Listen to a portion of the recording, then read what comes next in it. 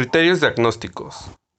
El criterio A nos menciona que durante un periodo de al menos 6 meses, excitación sexual intensa y recurrente derivada de fantasías, deseos sexuales irrefrenables o comportamientos que implican la actividad sexual con uno o más niños prepubers, generalmente menores a 13 años.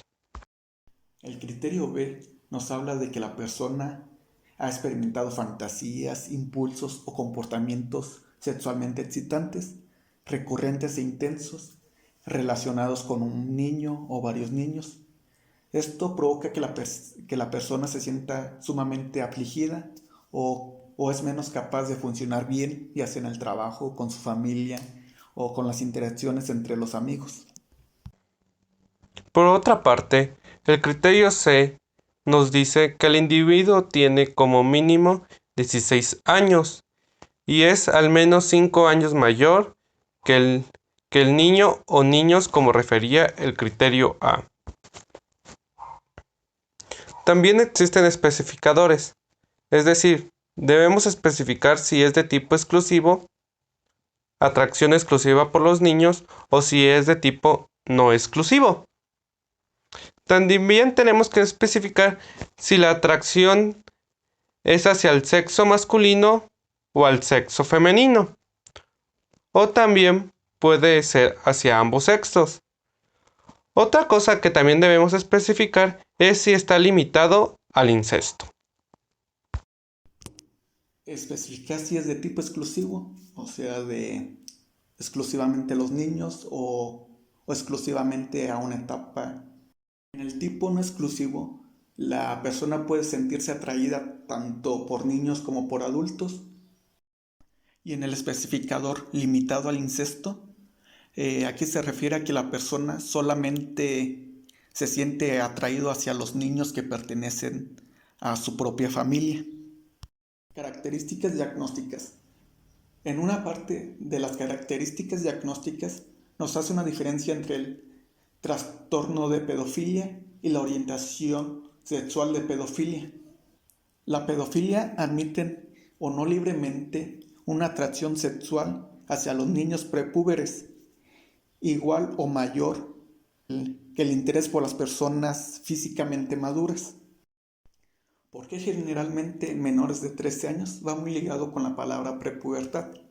En la pubertad se suele terminar casi generalmente hasta los 13 años, en la cual se lleva el proceso de cambios físicos en el cuerpo, se adquieren capacidades de reproducción y es el paso para convertirse a adolescentes. Ahora sí, la diferencia entre el trastorno de pedofilia y la orientación sexual de pedofilia. En esta última hay una ausencia de sentimientos de culpa, vergüenza o ansiedad a causa de los sentimientos parafílicos que tiene la persona. En cambio, en el trastorno de pedofilia sí se tiene estos sentimientos.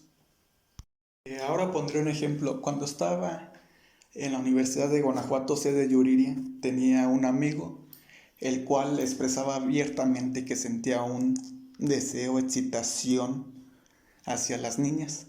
Él solía siempre enseñarnos fotografías, ya sea de niñas raramente, pero sí más frecuentemente nos enseñaba de niñas a través de anime. Él siempre solía hablarlo en la cafetería abiertamente y siempre era como le hacíamos comentarios como de, no, estás bien enfermo, no sientes vergüenza hablar así en público donde tanta gente te puede escuchar, a lo que él respondía que no. También llegamos a preguntar que si en verdad llegaría al acto sexual con una menor si se llegara a dar el caso, a lo cual él decía que no, que sí le gustaba y todo eso, pero no llegaría a hacerlo. Y hasta donde sabíamos, creo que nunca había tenido problemas con la ley por su problema. Lo que sí hacíamos siempre era de cuando a veces una niña iba a la universidad, sí se le quedaba viendo y fingía como que iba atrás de ella, a lo cual nosotros siempre era como de, no dejes que se acerque a la niña.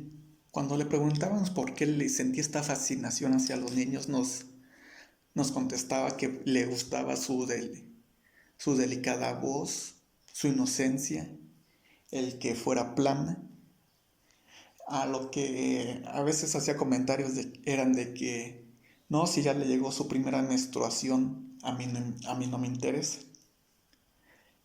Con esto que les acabo de decir, ¿ustedes pensarían que él tuviera un trastorno pedofílico o una orientación sexual pedofílica? Bueno, primero que nada es solamente una probabilidad porque pues no es como que yo sea un profesional ni que lo haya evaluado a fondo, pero sería más una orientación sexual de pedofilia ya que él lo reconocía abiertamente y más que ello no sentía ninguna vergüenza o culpa ni le causaba ninguna ningún problema con relacionarnos con nosotros o con su entorno. No sentía vergüenza de expresar abiertamente sus preferencias. Características diagnósticas.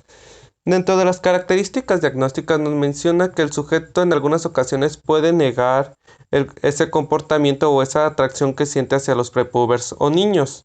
Además de esto, puede no tener algún malestar por esos sentimientos. Pero si existe alguna prueba de que sí tiene esos sentimientos persistentes y recurrentes durante 6 meses, como menciona el criterio A, puede ser diagnosticado con este trastorno. Otro indicador que nos puede apoyar al diagnóstico es si la persona hace uso de pornografía que tenga como personajes a prepubers o niños, ya que puede ser intereses sexuales que él tenga. Este mismo apartado nos menciona que la presencia de varias víctimas es una condición suficiente, como lo mencionaba mi compañero Antonio, pero no justamente necesaria para el diagnóstico, pues el individuo todavía puede cumplir el criterio A simplemente reconociendo su interés sexual, preferente o marcado por los niños. El criterio A tiene una cláusula, la cual ha persistido durante 6 meses o más. Esta se establece con el fin de asegurarnos que la atracción sexual por los niños no sea meramente transitoria. Sin embargo, el diagnóstico se puede realizar si hay signos clínicos de forma continua de atracción sexual hacia los niños, incluso si la duración de los 6 meses no puede determinarse de forma muy precisa. La prevalencia del trastorno de pedofilia en la población aún se desconoce.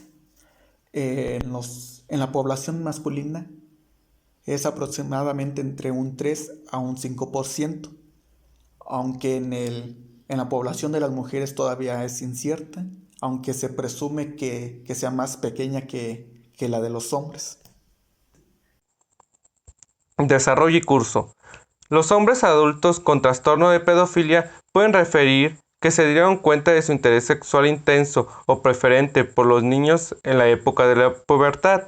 Esto está remarcado en el criterio C, el cual dice que como mínimo la persona tiene que tener 16 años, ya que antes de ello no podría ser tan notorio, ya que serían un interés por los pares. La pedofilia parece ser un trastorno de por vida, ya que el simple hecho de encerrar a los pedófilos en prisión o en otra institución, ya sea incluso en un largo tiempo, no produce cambios en sus fantasías o en sus deseos. Sin embargo, el trastorno de pedofilia incluye necesariamente otros elementos, como se los mencionaba anteriormente, como puede ser el malestar subjetivo, por ejemplo, la culpa, la vergüenza, frustración sexual intensa, sentimientos de aislamiento o un deterioro psicosocial, ya que estos se pueden comprometer a seguir un tratamiento supervisado y de larga duración.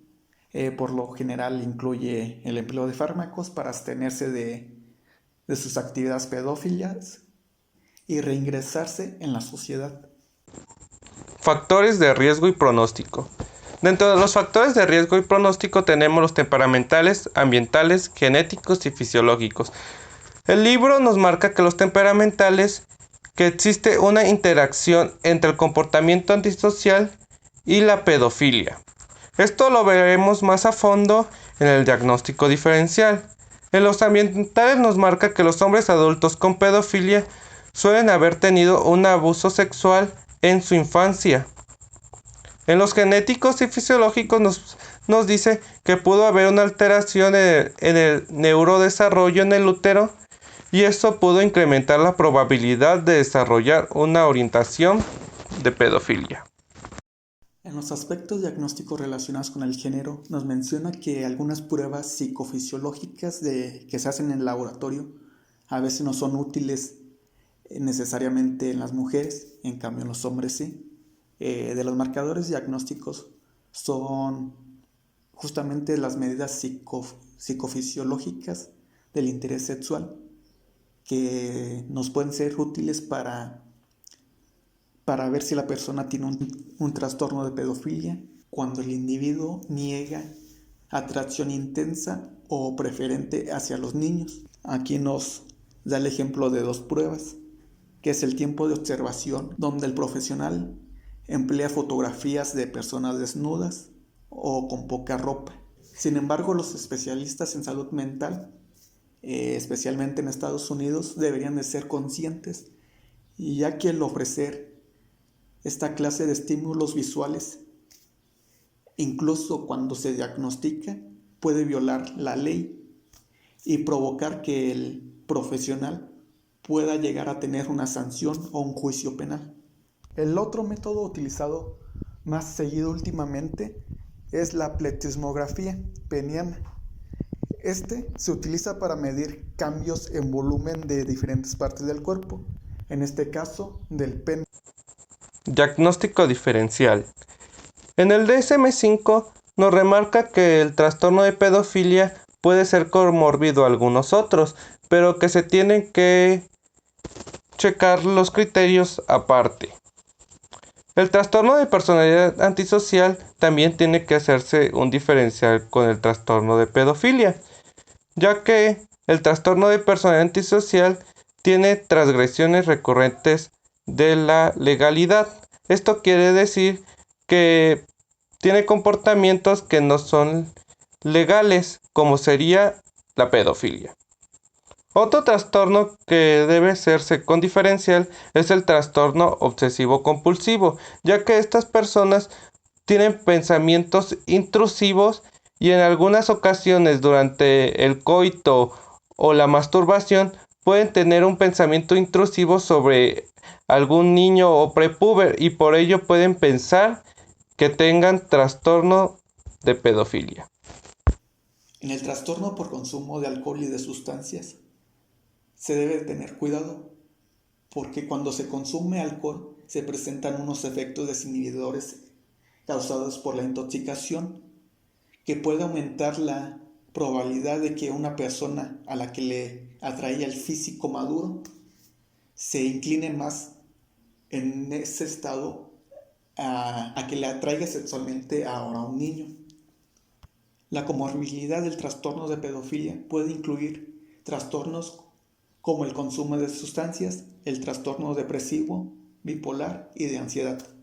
También los trastornos de personalidad antisocial y otros trastornos parafílicos.